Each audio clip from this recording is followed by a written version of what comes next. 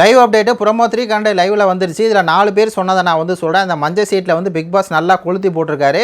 இந்த 4 பேர் நல்லா சுவாரஸ்யமாக வந்து பண்ணாங்க. அதில் தீபக், முத்துக்குமரன், சௌந்தர்யா, அப்புறம் நம்ம மஞ்சிரி, இந்த 4 பேர் சொன்னதை நான் வந்து சொல்கிறேன். அதில் தீபக் அவர்கள் என்ன சொல்கிறார் அப்படின்னா, 100 கேமராவுமே ஒரு ஆளாக தான் வந்து ஃபோக்கஸ் பண்ணுது அப்படின்னா யார் அப்படிங்கும்போது சௌந்தர்யா வந்து சொல்கிறார். இதில் வந்து ஒரே கொஸ்டின்னா 2 மாதிரி கேட்குறாங்க. அதாவது 100 கேமராவில் இவங்க வந்து தெரியுறாங்க அப்படின்னா யார், 100 கேமராலே தெரியாதவங்கன்னா யார் அப்படிங்கிற மாதிரி இந்த ஆப்போசிட் கொஸ்டின் வந்து கேட்டு வச்சுருக்காரு. நல்லா கொளுத்தி போகணும் அப்படிங்கிறதுக்காக. தெரியறது வந்து சௌந்தர்யானா சௌந்தர்யா 100 கேமரா தெரியுதா இல்லையா, 100 கேமராவுமே சௌந்தர்யா தான் ஃபாலோ பண்ணுது அப்படிங்கிற மாதிரி ஒரு விஷயத்தை வந்து சொன்னார். அது வந்து உண்மை தான். சௌந்தர்யா மேக்கப் போட்டால் கூட திரும்பினா கூட அந்த கேமரா பூரா சௌந்தர்யா பின்னாடியே போயிட்டுருக்குது.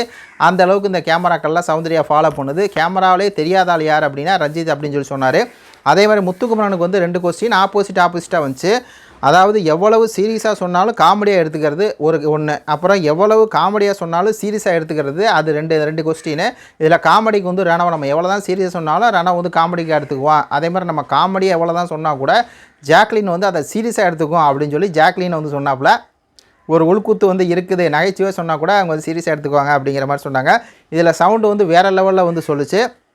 சவுண்டு கொஸ்டினே வந்து பாருங்கள், அவனை நம்பி எதையுமே சொல்ல முடியாது. கொஸ்டினே வேறு லெவலில் இருக்குல்ல. அதுக்கு சாச்சனாவை சொல்லிவிட்டு சாச்சனாவை நம்பி எதுவுமே நம்ம சொல்ல முடியாது.